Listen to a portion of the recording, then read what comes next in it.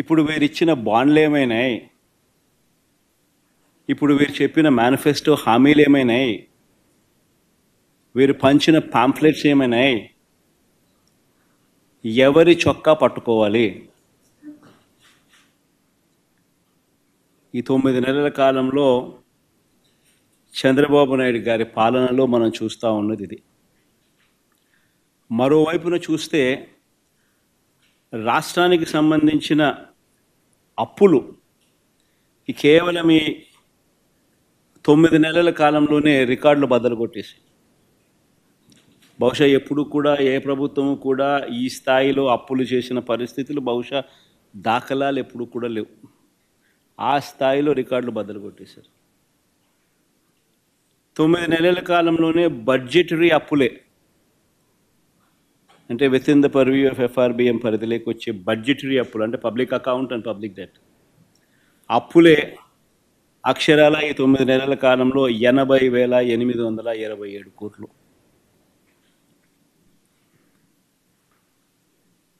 ఇవి కాక ఈ 9 నెలల్లోనే అమరావతి పేరు చెప్పి ఇప్పటికే తెచ్చిన అప్పులు, తేబోతున్న అప్పులు, ఈ రెండు మరో 52,000 కోట్లు.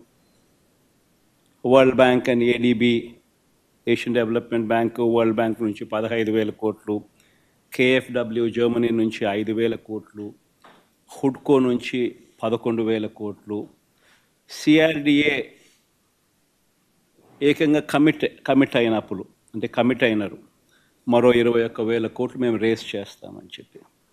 సో చేసిన అప్పులు, చేయబోతా ఉన్న అప్పులు, రాజధాని పేరు చెప్పి మరో 52,000 కోట్లు.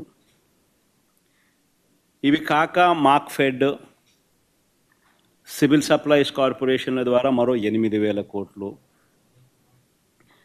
APMDC ద్వారా తేబోతున్న అప్పులు మరో 5,000 కోట్లు. అన్నీ కలిపితే ఏకంగా తీసుకొచ్చి నా అప్పులు, చేయబోతున్న అప్పులు ఏకంగా 1,45,000 కోట్ల పైమాటే. ఇది నిజంగా ఒక రికార్డు. ఇది ఇంకో రికార్డు.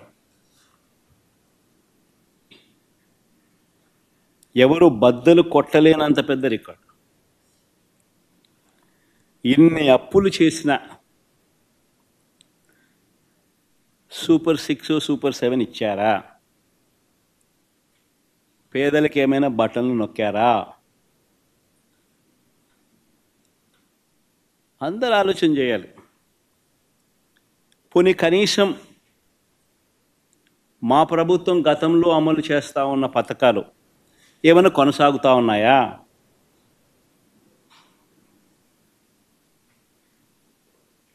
సూపర్ 6 లేదు, సూపర్ 7 లేదు. మా ప్రభుత్వం అమలు చేస్తూ ఉన్న, గతంలో అమలు చేస్తూ ఉన్న పథకాలు పిల్లల చదువులకు అవసరమైన, పిల్లల చదువులను ప్రోత్సహిస్తూ, ఆ తల్లులను ప్రోత్సహిస్తూ, ఆ పిల్లల చదువుల కోసం, ఆ తల్లుల కోసం ఇస్తూ ఉన్న అమ్మఒడి, పాయే, రైతన్నలకు తోడుగా నిలబడే రైతు భరోసా పథకం, పాయే, వసతి దీవెన, పాయే, విద్యా దీవెన అరకొర, చేయూత లేదు, ఆసరా లేదు, 0 వడ్డీ ఆరోగ్యశ్రీ పూర్తిగా కూడా యగనామమే, వాహనమిత్ర, నేతన్న నేస్తం, మత్స్యకార భరోసా, కాపు నేస్తం, EBC నేస్తం, చేదోడు, తోడు, లానేస్తం, అన్నీ గతంలో ఉన్న పథకాలన్నీ కూడా పాయే.